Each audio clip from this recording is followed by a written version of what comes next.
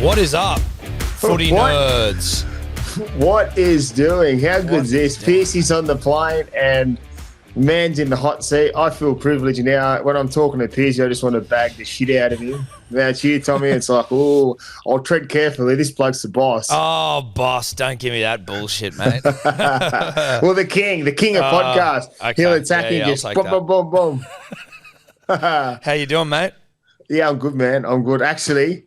I actually just jumped on the scales and I'm weighing more than I was. So before me wedding, I was not fat. I'm not fat, never fat, but I was feeling a little bit shit. And I jumped back on the scales. I'm back to where I was before I started losing some weight before me wedding. So you've put it all back on. Off. Yeah, mate. Well, listen, I'm perpetually feeling like I might have eaten too much food. So I'd love to be like just getting on the scales and looking like you. I can tell you, I look like a bag of shit with me shirt off at the moment, mate. Mate, I'm feeling exactly the same. So I've just wrote up on my mirror in my bathroom what I want to get to. So I'm back at it. So are you doing that all the time? Like, something like that. If it's a weight goal, which is what we're talking about, you'll put it right in front of you. And does that sort of nag away at you if you're like, making decisions about what you're going to eat, whether you're going to get up and exercise? Yeah, so I'll have to set myself a plan. Like, I can't just do it. I'd have to set myself. It's my missus, it annoys the shit out of, because when I set myself, so I'll go buy all new stuff for the kitchen, the cupboards. Yeah. I'll eat different to them at night time. I'll be in the shed doing shit on my own. I'll go real selfish for about a month. yeah, right. Okay, I get you. Yeah. See, I'm like that. But I fail to sort of stick to them. Like, I'll buy a boxing bag or some shit, and then it's just like sitting in the backyard, just melting under like months of rain. I've got one in the shed, and that Piercy was the first time someone's punched it. I've had it for about 6 months. And I haven't even been. I enjoy it, but in the shed punching a bag on your own, you're starting to think you're fucking Muhammad Ali hitting the bag, and then you're just like, what are you doing, you dickhead? I know. Well, mate, I was doing that with my boxing bag, and then I went to the guy who trains us, shout out to Jeff Athletic, and then he has a mirror in his gym. So then I got to actually see how I looked punching, and I was like, oh my God, dude, I look awful. I look like uncoordinated bad. So we're not going to see you on the podcast fights? Oh, shit, no. We commentate them. That's all I'll do. Yeah, we were asked to do it. The podcast Royale, it's coming up, and we were like, listen. What's the big guy from Moolumbar that does it? I think he maybe started it. Well, the boys that started it are Tommy and Cam from Alpha Blokes. So they're it's not them. From up north. Buster Kirby. Yeah. Buster? A big fella. Buster, that's who it was. I seen Buster yesterday. I went there to watch Byron play Wollongbar, and Buster was there because he's having a fight this year, he was saying. Yeah, he was like the ring announcer and shit last year, I think. But I don't know who he's fighting, but Goxie. He's fighting Goxie, is he? You know that comedian Aaron Gox? Yeah. He said he's talking about it because he interviewed me last year. I went to the Mad Monday the thing at Magic Round, and I thought it was at the Caxton Street Hotel. It ended up being at Kittens. I rolled in that Kittens joint. Is it Kittens in Caxton? Whatever. Or is it the one? No. Actually, I don't know. I thought Kittens is the Melbourne one. Kittens Melbourne. Sorry. Honeybees is the one. Honeybees. That's it. That's it. And I've rolled in there. That on Daylight, it's obviously completely different terms. With Daylight, what was wrong with Daylight when I was ripping in? I still love it. Yeah, look, I just want a creature. I want everyone to know that the fact that I know the names of those establishments, I've never been, but I do know them. Never. That's why I don't know why Kittens is on my mind. No, I mean, Kittens is a famous one in Melbourne, right? In Melbourne, sure. Yeah, I've just heard about it, never been there. Just heard about it, mate. Now, let's get into a bit of rugby league because you've got another podcast to jump on. You're fucking everywhere in the podcast these days, Mr. Podcast. But, no, I don't know about that. Obviously, we'll get to the games. I guess the biggest story from the weekend, though, is Spencer Leniu and Johnathan Thurston, the blow-up on the field. So for those of you that are unaware, you'd be some of the only people left on the planet that don't know. But after the game, or as Spencer Leniu's coming off for a spell, the Brisbane crowd's giving it to him in the wake of the Ezra Mam scandal from last year. He starts telling them all their fuckwits, and then this is all how the media are explaining anyway. He tells the crowd they're fuckwits, and he spots JT, Johnathan Thurston, who was sitting there doing his job for Channel 9, and as he's going over, he goes, yeah, you're a fuckwit as well. Apparently because JT had strong thoughts about how long Spencer should be suspended for, given Johnathan Thurston, also a very prominent Indigenous man. And then it blew up again after the game, and then maybe in the sheds as well. What are your thoughts on this, just from like a footy people talking shit, getting angry at each other perspective? Like, there's obviously the racial undertones thing there, which I don't know that you and I are equipped to talk about, but like, yeah, just the like, should this even be spoken about, or is this being blown up? I think it's been blown up. I was at the game live, so I'd done the Triple M commentary, and Elliot Lovejoy was interviewing one of the players, and they go, "Oh shit, what's going on over there?" And that's when the after-match one happened. But the answer to your question is that it's just two blokes having an argument, and that's where it should have been left off. At the end of the day, JT voiced his opinion when Spencer come out of his remarks during that game, and it's been dealt with. If that's the case, and now Spencer doesn't like JT, he's got his opinion. Obviously, he probably shouldn't have said, if he said those words to JT, because he's a big figure in our game, he's going to be in a future immortal. But still, at the end of the day, if Spencer wants to go call him that, it should be left in that part. But now we're still talking about it. There's been some great football over the weekend, but we're continuing, and there's a snippet now this morning. I'm showing JT going to talk to Robbo after the game, like they're holding a big press conference to announce what's going on. But at the end of the day, it's two blokes having an argument. Like, that happens every day. Like, me and Piercy have one on here every morning. I call him a fuckwit. But obviously there's different malice in it. And at the end of the day, it just seems like Leniu doesn't like JT because how it went down. And if that's the case, that's okay. Yeah, exactly. I feel. No, I'm with you. I guess because it was on the field, cameras everywhere, it's just like, you know, you could see journos across the rugby league they love just this coming shit in their pants when they saw this. It was like there was fuck all going on in the way of storylines. It was just rugby league, right? Like just footy, which, you know, you would imagine should be enough. But as soon as you see this, it's like, holy shit, everyone's just absolutely foaming at the mouth.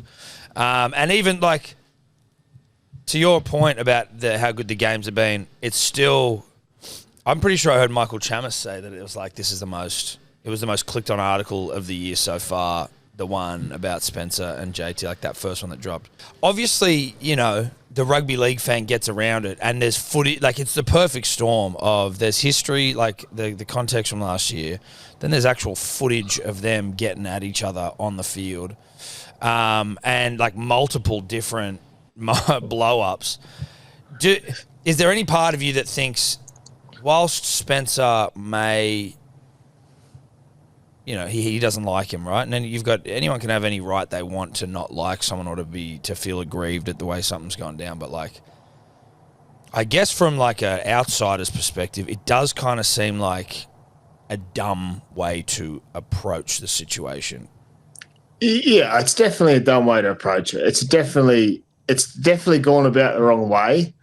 I guess in the heat of the moment, maybe Spencer doesn't sort of, if he thinks again, he's thinking maybe I could do it in a different place, because obviously, as you said, there's so many cameras on the field. There's the drone cameras, or the media cameras.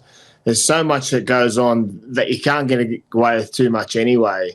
But as you've seen on the sideline, he was pacing up and down on the sideline the other night. It was the first time that since they played the Broncos, he's back, coming off the bench. He was like a cat in a hot tin roof ready to get out, and he played that way. So the emotions were high, and I'm sure if he had his time over again, he probably would have done it different.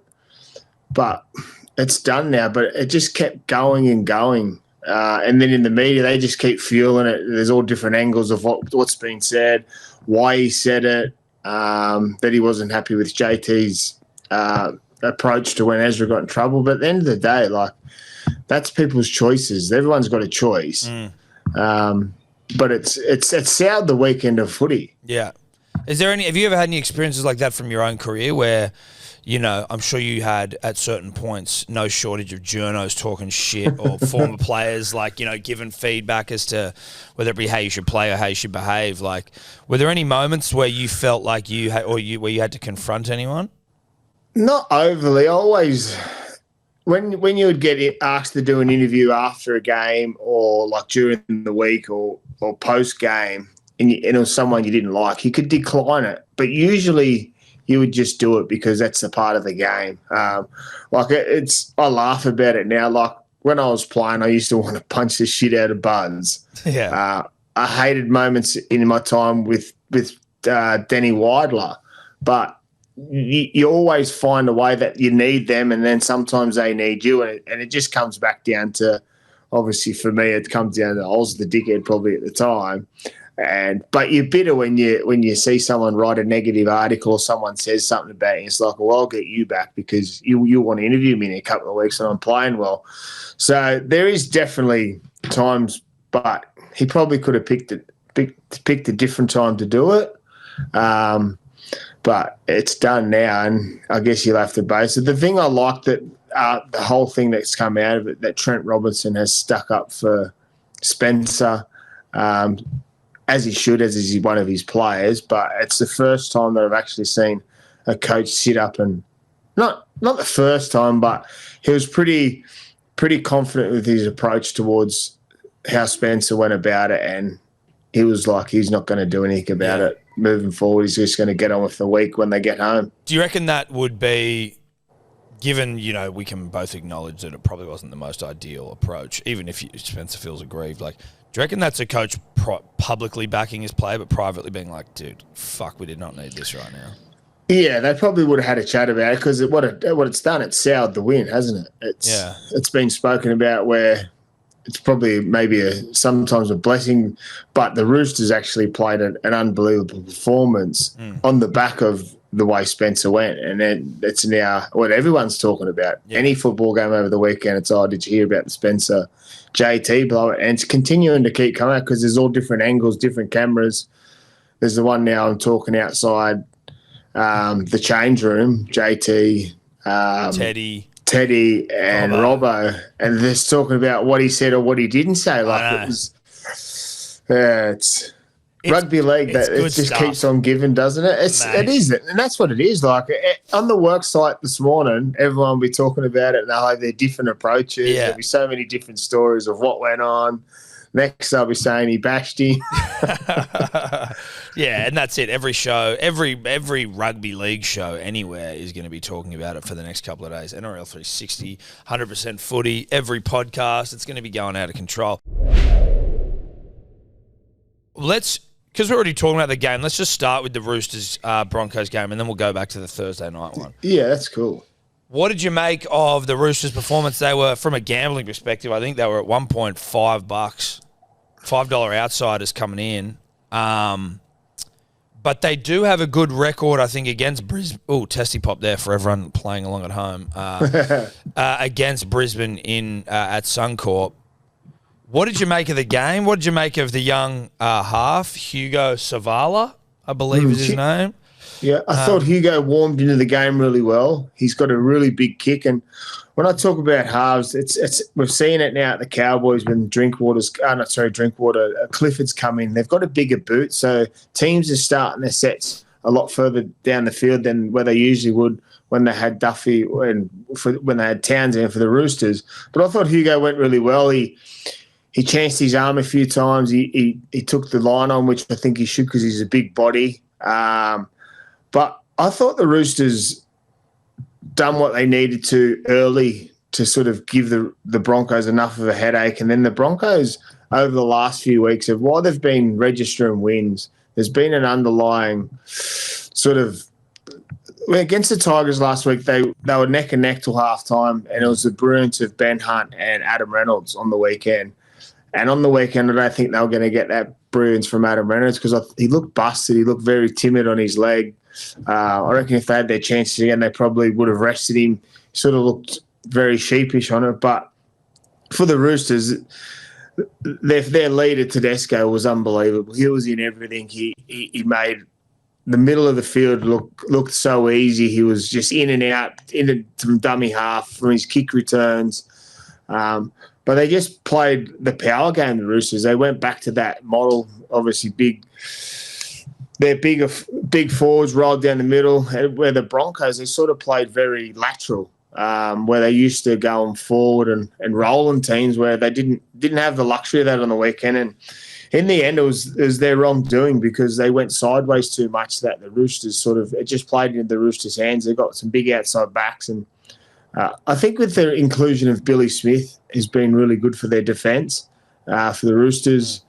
But yeah, I think it's a good sign for the Roosters, for the Broncos. I think that it's a bit of a wake-up call too also, but they've been registered wins, so they're still comfortable where they are. Yeah, they're still there. I know what you mean in terms of the Broncos being like good win, like they're winning, but they're not convincing the last few weeks. What do you put it down to then for a team like the Broncos who started off so well and everyone was like, holy shit, it's like if these guys can keep playing like this and improving over the year, like how does a game plan or a team's approach just change? You know, from going that power game where they got these big, strong motherfuckers in the middle, and then like to what you're saying, they're just going two side to side. How does that change, and how isn't that addressed like in the game? Yeah, well, it would be definitely addressed in the change rooms, but what it does is it's the perception of us fans. We look at the Broncos team and we look at their roster. We go Reece Walsh, Cobbo, Staggs, Shimashaki, then you've got Ben Hunt, Reynolds, Payne Haas, Carrigan. All their names you're saying, they're high-end players, they're origin players or rep players in their right time. So we always think, okay, well, they've got to perform really well. They've got to be this top-notch every week. But that doesn't always register the field. So they signed Ben Hunt over the off-season. He's a big change to them because he's a dominant half too. So they've still got to I still see teething issues with the way him and Reynolds are playing together, but also then the way Walsh fits into that, where him and Ezra had a really tight connection because they're close mates off the field. Me and PC talk about that connection you got to have with your half, where I think with Walsh he had a really good connection with Ezra and he could sort of not push him out of the way, but he had that sort of, Walsh was coming down there, Ezra would sort of take a back seat, where Ben Hunt's pretty front foot player, likes to play short sides with the ball in his hands instead of being out the back. So I think there's those teething issues, but they went away from their power game. I thought Payne Haas had a quietish game than what he usually does. I thought Pat Carrigan played really well, but they just didn't have that same punch. We spoke about Leniu. The impact from the Roosters bench on the weekend was probably with the difference for me. But yeah, the Broncos, while they've registered wins, they're still sitting third on the ladder. It hides some of those smaller issues that you see, and they come out on the weekend. And if a team can turn up and put them to the sword, where the Tigers sort of put them to the sword the week before until half time. Yeah. But like I said, there was the individual brilliance. So if you're talking about that issue that you say, like, or the teething issue with your Ben Hunt and Reece Walsh, for example, as a half, like, what would you be trying to do, or what do you think the remedy is for a situation like that? Like, do you have to identify that? Like, if you're the half, do you have to sort of go, hey man, we're feeling like, you know, this isn't flowing as well. Like, do you have one-on-one with Walsh, or do you just like have to address it at training, or what's the process there, do you reckon? I think, yeah, they'd be definitely talking about it. So they'd do it in video, then obviously all good players get together, and I'm sure Walsh, Reynolds and Hunt would be working out what best suits their style of football. I think the big question is how they unlock Reece. He's playing within himself, I think, because a few weeks ago he was making lots of errors and everyone was into him about his form slump and he was making errors. So he sort of pulled it back a little bit, but then the stuff we like to see from Reece, which whilst it makes him an exciting player, you lose a little bit of that. It's the same when we talk about running halves, that when they go into play 7, they lose their attribute, their main attribute of running. Where Reece at the moment is just playing with what within his needs to not make mistakes. So they'll be having those discussions. I don't think it's a big concern, but it just showed on the weekend that if a team can sort of stick it to them for the whole 80 minutes, that they'll win with a fight. Because, as you said, other than round one, there's probably the most convincing win they've had. Yeah, okay. And then so back on the Roosters, you're talking about like the bigger boot of Havala and how that obviously, you know, it changes where the opposition's sort of coming back out of their end or starting their sets. From a game plan perspective, is there much more that changes for a team based purely off of a big boot, or like how do you think the Roosters did you notice a change in their style of play based on Townsend being out and this young kid coming in and them doing something different? They played very similar to what they do, but I guess what it does do for any team, so when you do a lot of video on teams have been doing video on Chad Townsend for the last 10, 15 years because he's been in the game for so long. All of a sudden the Roosters drop him, they bring in a young kid, Hugo. Hugo's been playing for the Roosters but coming off the bench, fitting in the middle or in the centres or wherever, sort of fix-it role, and then all of a sudden he gets named in the number 7 jumper. So the Broncos then have to go back and go, how do we do video on Hugo? They played exactly the same days, but it gives a different look for the defence because, one, Hugo's a bigger body. He's known for his running game. And he played very controlling. But when you talk about his boot, it just means that the outside backs have to probably go a little bit deeper instead of a little bit, so they can't come under the ball with Hugo's kicks because he's finding the length, but his kicks are a lot higher than Chad's, Sandon's. So I think that they'll have a good balance there. The thing for Hugo is he moves forward when teams start to understand the way Hugo plays. And that's the challenge for any half. But for Chad, I just feel that teams that sort of had him worked out the way he's going to play. He's playing very pre-line instead of opposed to in the line, and not dug in the line too much. But it was a different look for the defence. So I think it was a really good masterstroke from Robbo to put him in there, because listening to the commentary after the game of the players, they were really wrapped, like getting behind Hugo, getting his win for his first start at half, and they were wrapping him in the commentary and the post-match, the players saying how good he went and how comfortable it felt. So it's a positive sign for a young half when your team's backing you. And then I guess just to sort of wrap this game, like the Roosters, I think after the first couple of rounds, everyone was like, well, this is going to be a fucked year for them. They're going to, this is going to be tough. What are your thoughts now after seeing, obviously they got a win against Penrith, a good win here against the Broncos? Well, the positive sign out of that is the two teams you said they've beat.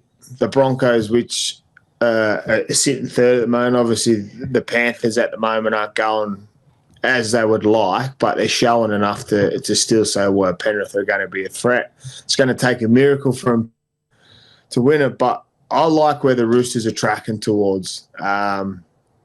They've got Billy Smith obviously back in the last 2 weeks, which has made a huge difference.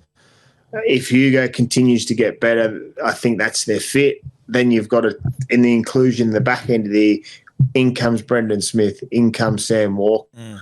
So if they can register wins, but I guess from the weekend, what I'm noticing is that the improvement on every team is starting to show where the ladder is sitting. Like, I think obviously there's some teams down the bottom that are just having poor years so far, but you'll see them climb. So all of a sudden, 3 weeks ago, 4 weeks ago, those teams hadn't registered a win. Now they've registered 2, and they're now jumped teams that have had 1 win over those 4 weeks, because them teams haven't won, but they weren't getting spoken about because they had already registered a win. So I think the ladder's starting to show, well, the cap is starting to show that it works, because teams' improvement each week is getting better. And some teams improving that are continuing to going to get wins, but where there's some teams that are still up and down. So the improvement on teams that are getting better and better each week is showing with their results over the last few weeks, I feel. Yep. Boys, would you say it's fair to say that, like, Chatty Townsend's done for? Like, after that huge win with their new half in there? They also got pumped in reserve grade when he went and played. Yeah. I think for Chad, it's one of those things that Pearcey speaks about it a lot, that Chad was coming to the club as a foil, coming to fill some spots. He signs 2 weeks later. Sam Walker does his ACL, so then all of a sudden it falls on Chad. There's some young kids coming through at the Roosters that probably aren't ready. And then they had to do something. I feel Chad had to be the first one to go to try because it was getting spoken about so much.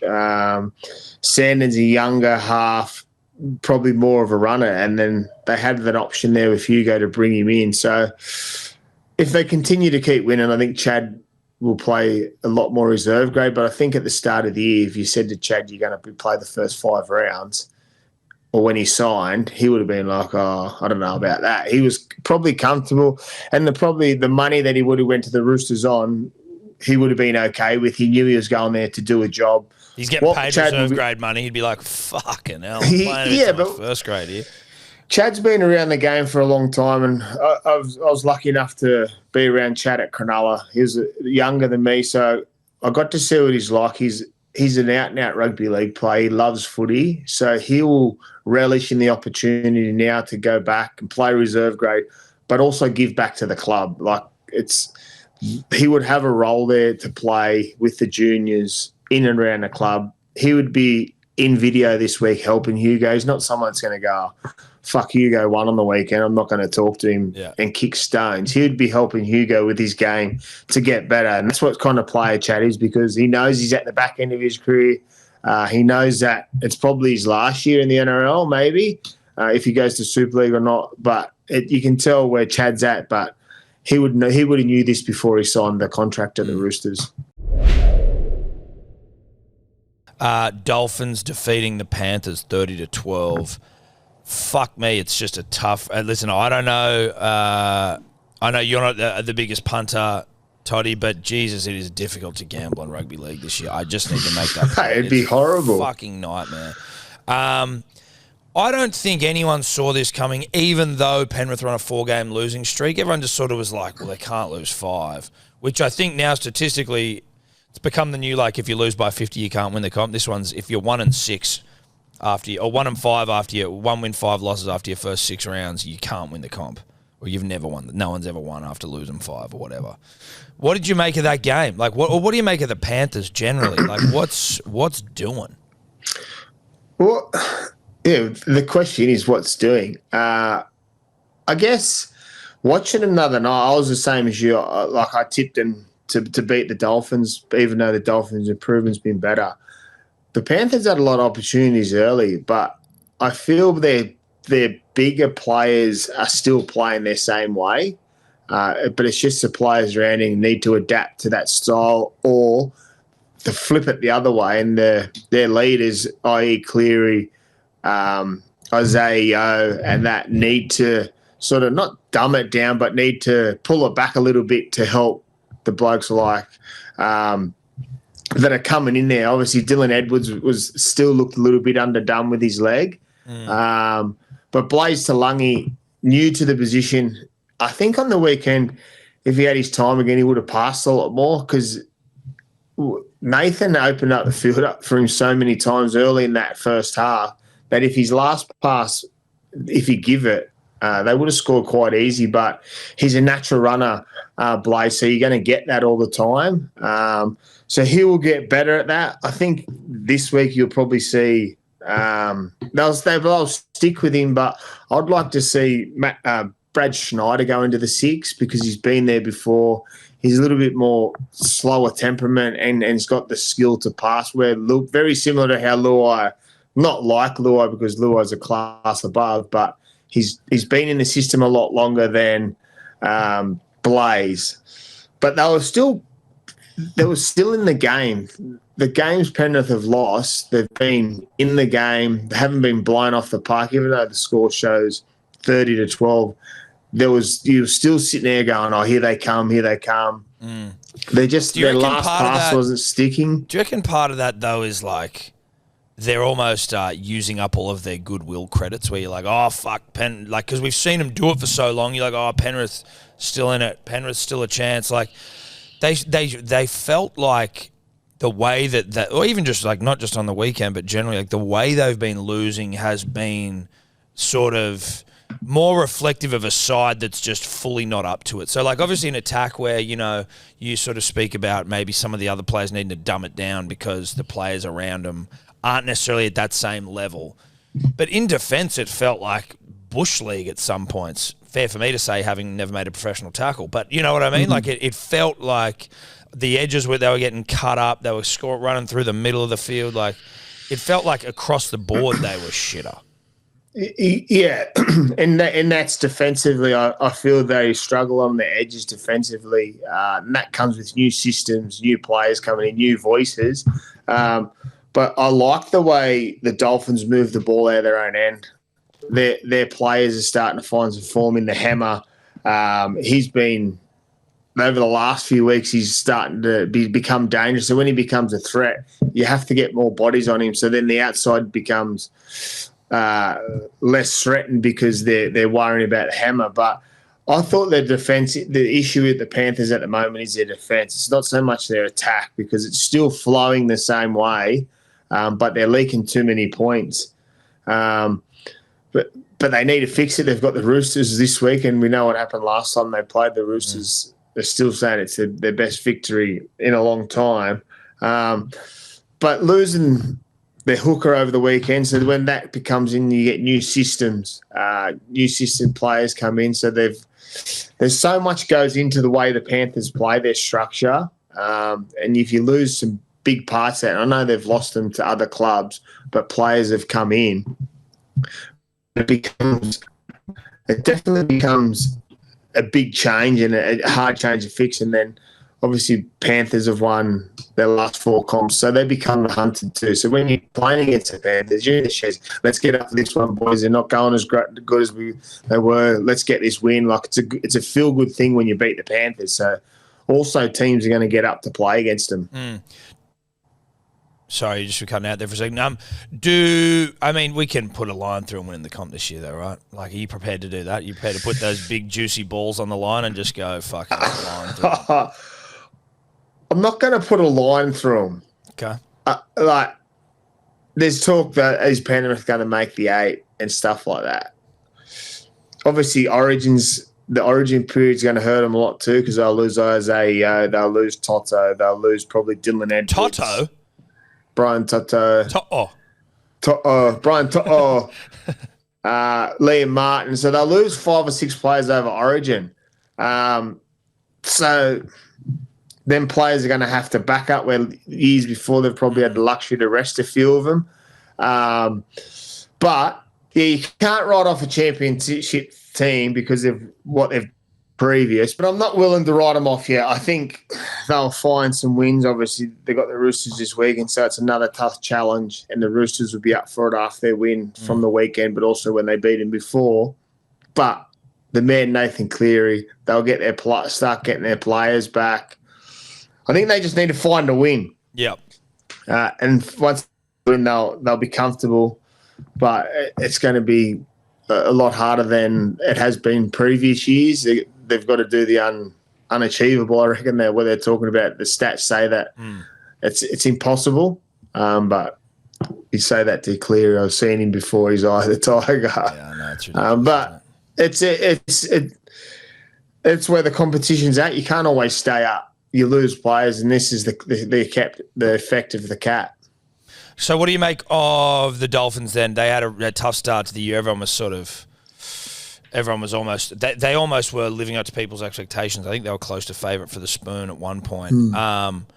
2 wins on the trot now. I can't remember who they beat last week just because my brain is melting. But they beat the Panthers this week. They beat the Titans last week. Yeah, so Titans and Panthers. Like, is that a...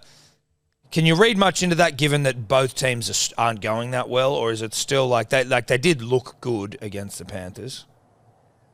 Yeah, I think they're improving. Me and Peter always talk about that north-south footy. They're starting to find their rhythm. They're better players. Well, their superstar players are starting to.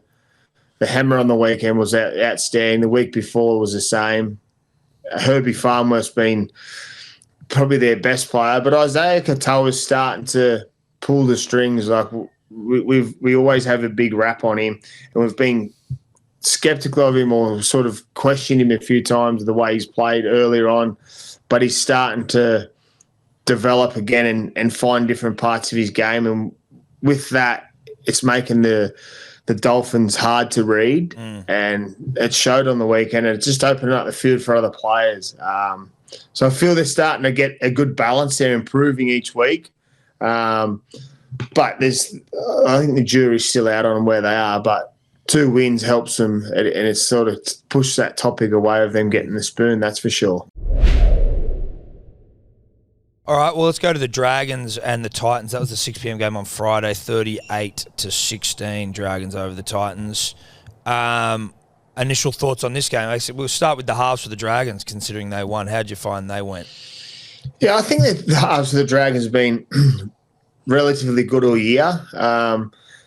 They're new halves and they're young, which is a positive. And Flano's supported and backed them from the start. He said that they'll be his halves, that he'll give them time to grow and find their feet, and they are doing that. I think the inclusion of Gutho at the back, Cook at hooker, Val Holmes, and that it gives them that balance. It gives obviously leaders help halves, and that's what it shows. It's showing me where last year I thought Kyle was a little bit up and down because he didn't have that sort of. He had Hunt there, but Hunt was obviously his halves partner. So we were critical of the halves because they were both playing. But now it feels like because they're both younger, they've got a balance and they understand each other's game. I thought their performance on the weekend was coming. Piercy, he's got a fan crush on Flano, but I just was always questioning mark how they resolve is in big games when the game's on the line. And they've showed that they haven't come up trumps, but on the weekend, they put it all together. Their left side of the field, Tua Pilotu, she was showing me the money again, which is loved it. And that just shows their left side with Flanagan, Big Leilua, Val Holmes, Tua Pilotu, and Gutho. That left side's very dangerous, and I think if they can transfer that to the right side and find some rhythm down the other side, and then they plug the middle, I think Dragons become a stronger team than they are. I had question marks on them, but from the weekend, I know they'll only play in the Titans, and the Titans sort of went back to their old Titans style, just let them roll through the middle and just not wave the white flag, but they just let the Dragons have a field day, which is a concern for me. When I've just, the way I observe rugby league is pure vibe and vibe alone. Obviously, you can see when teams are humming because they're winning, but when you're just looking at players and shit, I'm like, fuck, he seems like he's going all right. I don't watch many Dragons games. I'll sort of nip in and out, but it does feel like Kyle Flanagan, given how sort of up and down his career's been, Sharks, Roosters, Bulldogs, and in and out of first grade, maligned, you're the son of a coach, and it's sort of difficult. It sort of feels like he's playing well. I might be just saying that because I saw him lay on a try assist to Tua Pilotu once on the weekend, and I'm like, fuck, he's going well. But when you're trying to observe maybe the things that aren't as obvious to dead shits like me of halves in form or starting to play well, what are the things you look for? Well, the confidence, the swagger, and I've always had a big rap on Kyle, and I'll continue to, because I feel when he went to the Roosters, he was not harshly done by, but he had big shoes to fill. And as a half, you want to feel confidence, you want to feel loved, because we're precious. You need your support. And I think since he's been under his dad supported him to say, well, this is your team, go and lead it the way I know you can. Who better to know the way your half plays than your dad? And obviously you show that support. But when you know Kyle's on, he's running, he's in everything. The way the Dragons halves probably touch the ball more than other halves when they get there, because they like to get across the field. They set the positions. They do play on the front. They get the points on the field and play their big plays. Always looks like Kyle's in everything, and when Kyle's in everything and running the ball, bouncing around his forwards and in the moment sort of footy, that's when Kyle Flanagan's at his best. On the weekend, you've seen that he scored a try, had a couple of try assists. When he's bouncing about and the big smile on his face and confident, he's a dangerous thing. And he's only young, Kyle. He's going to continue to get better. How old and I is think he? the balance there. I'd be interested to know how old he is. I know he wouldn't be that old, would he? He's 26. 26. There you go. Sorry, no, you don't need to look it up, Toddy. We get the old. So is he only a year older than Cleary? Obviously, he's been around bounced around some different clubs, but he's still got, like, we talk about the halves now, 36, 37, Reynolds, Clear, DCE. So he's got a lot of development to go. So tracking on really nicely. And like I said, when you've got your coach as your dad and pushing that confidence, he signed a long-term deal there. So he'll always have that balance of support. He won't be looking over his shoulder going, am I going to get dropped? Because when you get shown that face, that's the same as him and Lockie. Because if you put another coach in or someone that supported him through those losses, I felt one of them may have been dropped over the last few weeks just because they were winning games. Because coaches get to those positions when you're not winning games, it's always the half that seems to fall. But well done to Flano to stick by. And it showed on the week where their positive signs are. Like I said, their opposition wasn't great. I like where the Dragons are, that's for sure. Well, let's just have a quick chat about the Dragons. The Titans stunk the joint up. Absolute poo. At some point, do they need to move AJ back to fullback and just be like, we're way more... Like, obviously, Kinney's out for the season. They're persevering with him in the halves, AJ. And it's not necessarily that he's not playing well, but it's more just like, are they a better team or a more dangerous team with him at fullback? Or is that not even one of the main issues? Is it more? Is there way more deep-seated problems at that place? Well, I think losing Tino during the week hurts. He's their leader, he's their captain. They showed last year when they didn't have him. I think they're missing Kieran Foran. While people say Kieran's on old legs, you listen to him. I was listening to him talk on Fox last night. He's so confident within himself and what he can deliver for the team. And he might not be as fast as he used to be, but he brings that calming influence and a steady head, but also that want to win. I feel when Kieran's back, Brimo will go back to fullback. I like Jalen de Groot. He's a young kid. But a fullback needs to be offer a lot more than what he's offering. They need to offer a kick. They need to offer some short side plays where he sort of just seems like the traditional fullback catch, bring the ball back and sweep on the back of plays, which is fine. But when you don't have natural halves, they need to be all doing the same thing. I think Campbell's will get better at 7, but I think if Kieran comes in, move Kieran to 7, move Campbell to 6 and Brimo back to fullback because Kinney's gone. Like the question marks of Brimo playing 6 was easy because Kinney was lighting the stage on fire, so he had to be fullback, otherwise he was threatened that he was going to leave. And obviously the same as Brimo, he doesn't play his preferred position, and I don't even know if he likes 6 or if he'd rather be fullback. He's been tried and tested in the centres, but then he doesn't get enough ball. But I think the conversation around their halves and full is also hiding a deeper lying issue that's going on at the club. They just seem through the middle. They leak a lot of tries through the middle. They just don't have that steal in defence, and it shows. They can score points. Well, on the weekend they didn't get as many, but I think they're waiting. Well, for me, I reckon once he comes back, we'll see where they're at, and if Brimo goes back to fullback. But it might be all too late because I think Kieran's still a little bit off. Yeah, well, he had his biceps, so it's like I think that's going to be a while away. Yeah. Listen. Tough times on the Gold Coast, but you're getting used to it up there because you're always shit with respect.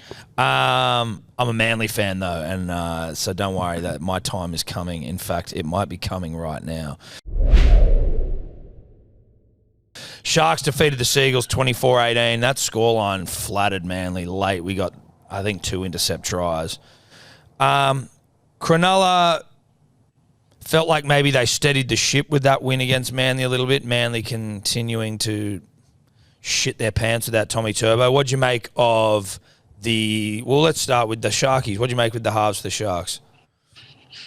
Yeah, I thought the Sharks and halves were good on the weekend. I thought Trinder was exceptional. He was the man in everything. He had 2 or 3 try assists. He kicked well. I thought Nico complimented him really well. So I think when Trindle plays his best footy and he's on the ball, bouncing around, tries, it just sort of gives Nico that back seat to just play footy. And that's what we've seen on the weekend. So I think sometimes when people not criticise Nico because there's always pressure on Nico. I think when Trindle plays his best footy, the slack for Nico sort of comes off a little bit. So that's a work in progress for them. Their back 5 again were unbelievable. Kennedy was unbelievable at fullback. Yeah. He's just the whole back 5. They're set. They're 2 wingers and fullback. Start their set so well that they're like extra front rowers. The way they get their team down the park, and when that happens, their forwards get a bit of a rest.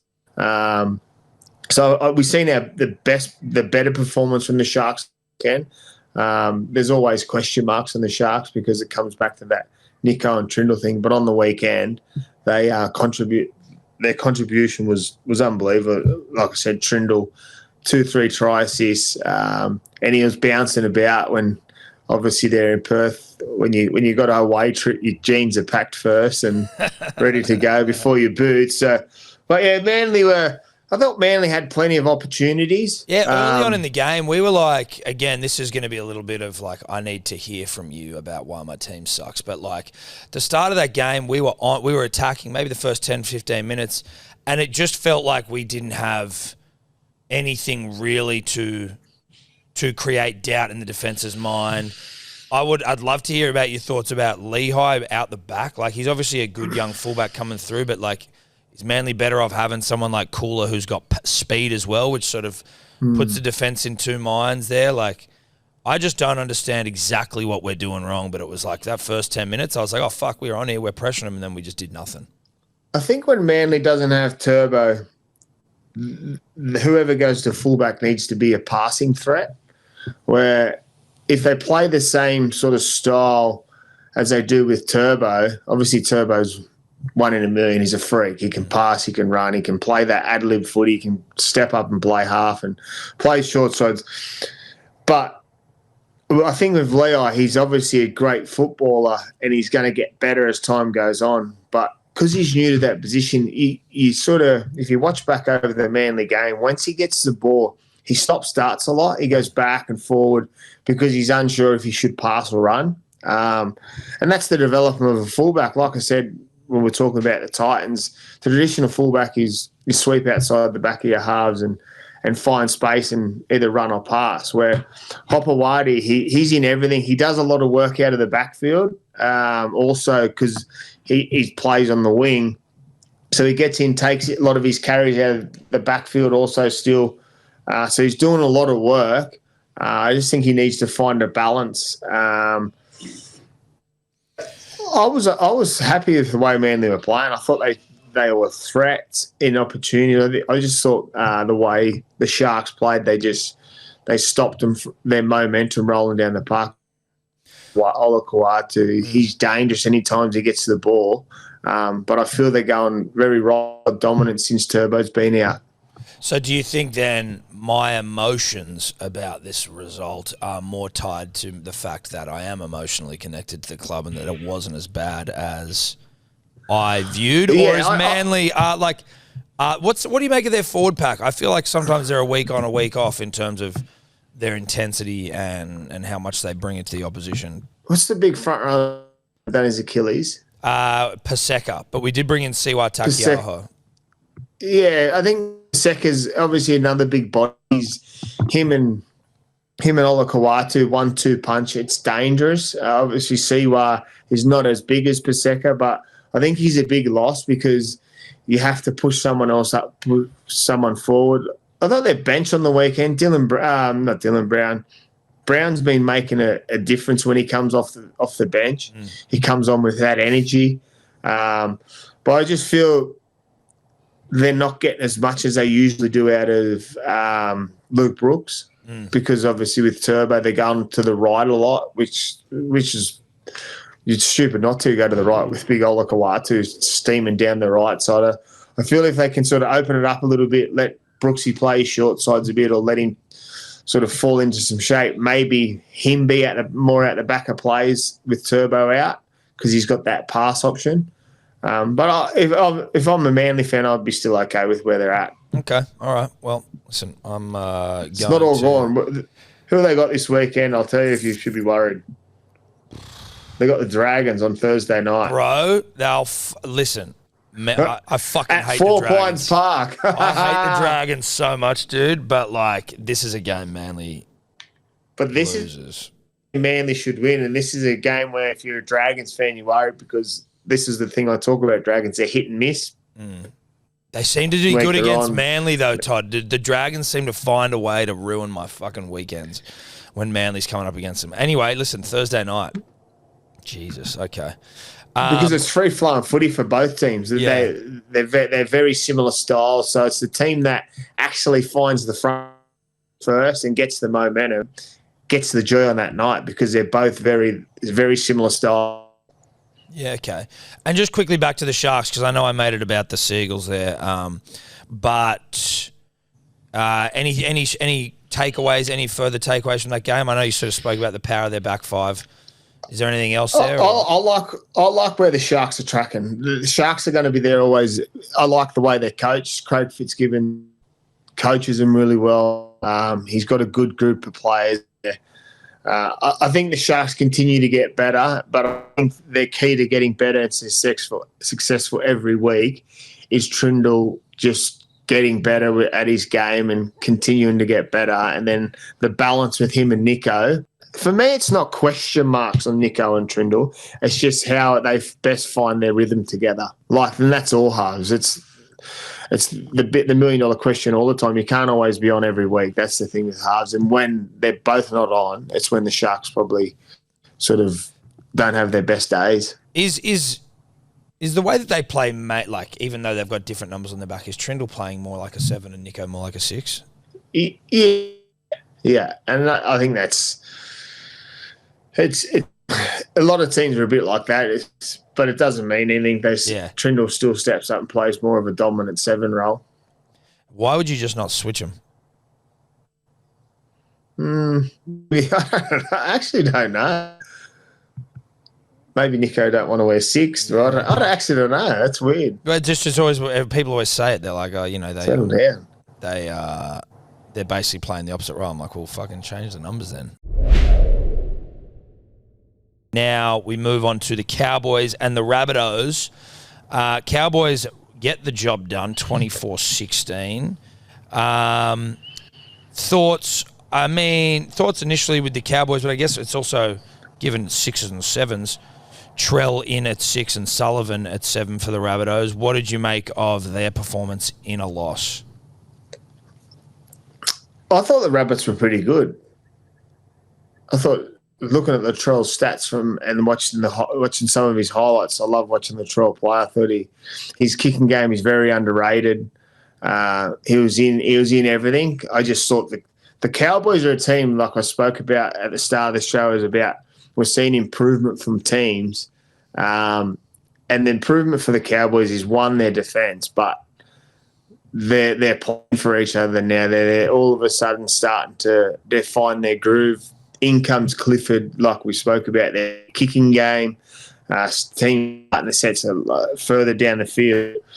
Obviously, South to play with their starting halves out. I think if it's a different story if Coker and Humphries are there, but they weren't, so there's not much talking about it. But I thought South showed in the game they had opportunities to win the game. But for me, the Cowboys, Jackson Purdu was exceptional. He's so fast.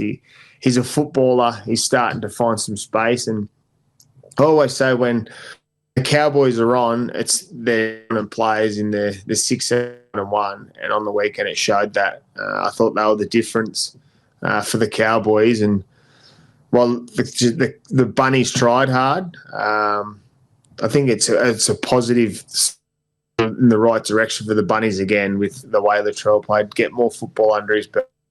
They'll just continue to get better. Yeah, so as a South fan, like you aren't, whilst obviously you don't want to lose, like it just feels like given the way that their season started before it even started with Trell and Murray out and everyone just thinking they were going to be fucked, like they still, like week to week, it still feels like you kind of got to be happy with the way they're going given how bad people sort of predicted it may have been. Yeah, there's always going to be a mark on South, I think, because it's, I don't know, it's with what and their injuries, but I think when they're fully fit, they're going to be dangerous. When you've got a super coach in Wayne Bennett, that's always a positive for him, and that's where he's galvanised the group to get them up week in, week out, playing for each other. Obviously, with the start of the year, Latrell gets injured, everyone writes him off. All of a sudden, they win these games. Now that they're challenged with more injuries, they write them off, and they win last weekend. When the players go off, we get a first look at them this weekend without Cody and Humphries in the halves, and they perform reasonably well. They'll look like they'll lose Sullivan this weekend now because he'll be suspended, I think, for 1 or 2 weeks. So it'll be another challenge for him. Maybe Lewis Dodd finally gets his crack at the big time, the poor bastard. Yeah, and that could be a blessing in disguise itself. Him comes on, and what that will also do for the Bunnies is it'll free Latrell's game up a lot more because Lewis is a controlling half. So it'll be interesting to see if he does get that opportunity. But credit's got to go to the Cowboys. We were into them at the start of the year and how their preseason trial form was and the start of the year. But all of a sudden they found their groove and they're going really well. Yeah. Do you just quickly back to Trell in the 5'8" role? Jason Demetrio said last week that he basically thinks that Trell could be a world class 5'8". Off the back of the performance, even in a loss, like what do you make of him as a half generally? Oh, I think Latrell could play anyway. You put Latrell in the front row, he'd do his job. He's just a competitor. He's a winner. He's in everything. I think if Wayne's already said that he's going to be their fullback, I find that hard to believe with the way Jai Gray's going. But if you said to Latrell you're going to be playing 5'8", he'd go out and work on it, and he'll still have his small errors that he comes up with. He doesn't always come up with errors, but he tries so hard. He's in every play. He competes on every play. So when you compete on every play, and that, when I say compete, he competes to score tries on every play. So every time he's doing something, he's doing to try and make something happen. So if he went to 5'8", he'd have to try and develop the long game. So like be happy with just getting down and doing a cross play, dropping someone under, or just isolating a defender and playing short, which I know he can do. But a lot of the Latrell's moments in games are big moments because he comes up with so many of them. But I think if you said he was a 6, it'd be comfortable. But they've got enough players there. I think he'll go back to centres when they're all fit. And if anything happens and Jai Gray's form dips, they'll move Trell back to fullback. But at the moment, Jai Gray's continuing to just get better. What's your thoughts on Jake Clifford as a half? He started the season in reserve grade with young kid Duffy starting. First game back, I think, for him was against the Raiders. I think he scored 2 tries, or at least he set a couple up and definitely scored 1. Like, to the back end of last year as well for the Cowboys, he was the one that sort of unseated Chad Townsend, sent him back to reserve grade. Your thoughts on Clifford as a half and how, I guess, he complements Dearden and how that works generally? Yeah, I've always had big raps on Cliff. Cliff at Northern Pride many moons ago. But he's always had big raps. I mean, he's a big body. I think it's just, for him, it's understanding his best style. And he's been in and out of teams. He left the Cowboys, went to Newcastle, had an up and down time there, moved to the Super League, played really well. decided to come back to the Cowboys, and they weren't picking him at the start of the year, but I think it's a big show in their improvement that the way Cliff's playing. He's a competitor. He's got a massive boot, and I put their improvement on the back of his kicking game, because I always talk about big halves that can kick long, starts their sets further down the park, and his combination with Dearden's getting better and only continue to get better the more time he's integrated with them. Yeah.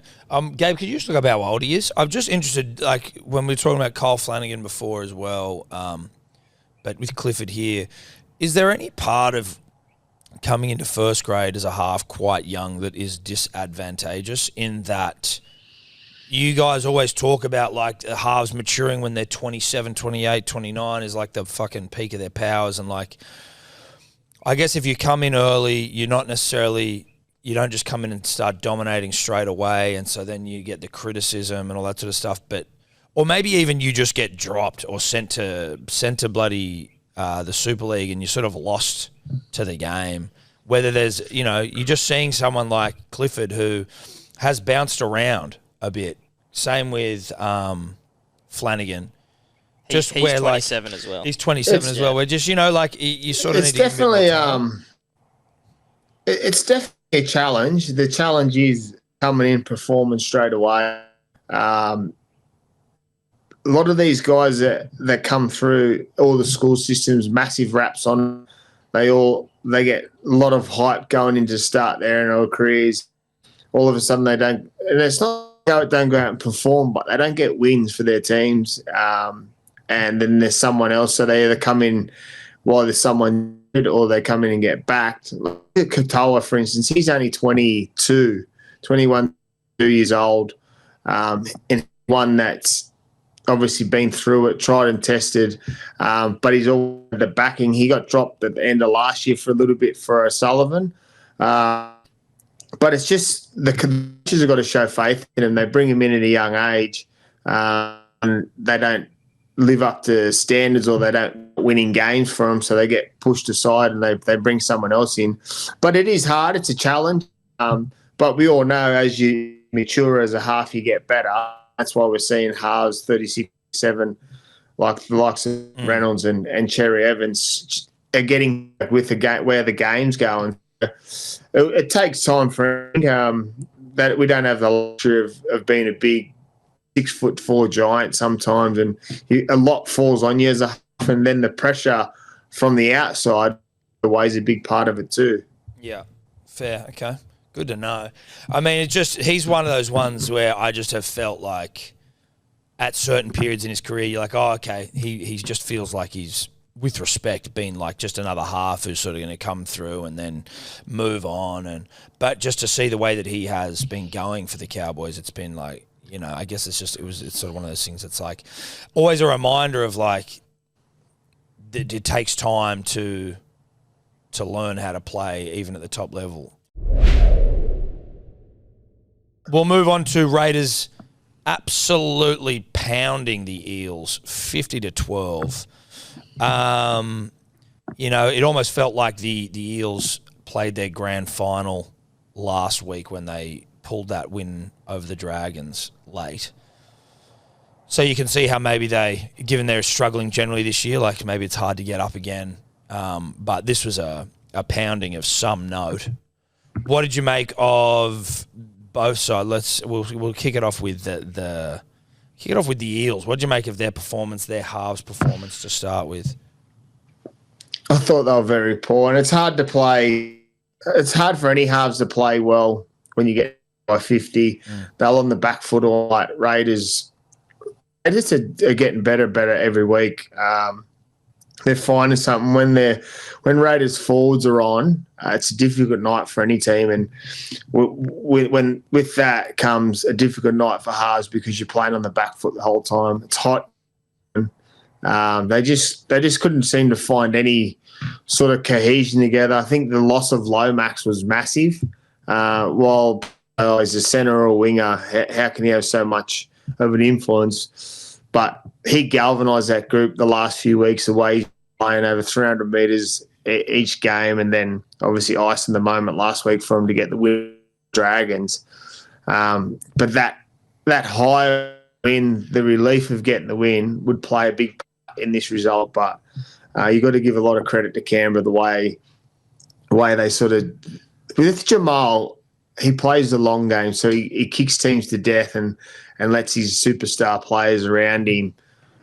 Their outside backs have been so dangerous this year, and that they score and tries at will, but it's all on the back of Tarpany, Papali'i, the big red Horsburgh, Hudson Young, Matty Nicholson. The list goes on for Canberra at the moment because they've got young kids just relishing with the opportunity to, one, play first grade, but because they've been around for a little bit now, they're starting to become a real tight-knit group, and sort of the young group anymore. They're starting to become established first graders and sort of owning it. Yeah. And I think the balance with Jamal and Sanders, Strange, has been really good because one's a dominant half and one's an out-and-out football, loves running, but also can sort of chime in when he needs to. And Kaya Weeks has been awesome. He's come from the Manly team, but we like getting rid of the good Parra was poor. Parra was poor again. Yeah, and I mean, is there any light at the end of the tunnel from like a game? Like, is there? I know they've got Moses coming back. Lomax is out, but you know, is there anything? It's a massive loss for them losing Lomax for 8 to 10 weeks. They'll all of a sudden get Mitchell Moses back soon. And I think he makes a massive difference. I think it's around Magic round. How he plays will determine if he gets picked in that Origin team, so they might lose him again. But yeah, it's not great for the Eels. You can't say write the year off where it's at because we're only at round 6. But there's not very good signs for him. Obviously, Rolls is back in his team because he's a new coach, and new coach comes with new systems. You've seen it with the Bulldog, Raudo come in. They didn't have instant success. So hopefully what Rolls is saying is going to happen will happen. But at the moment, it's not looking great for him with the loss of, obviously, said Lomax and Moses still being out and the form of some of their players. Well, let's move on to the Storm and the Warriors then.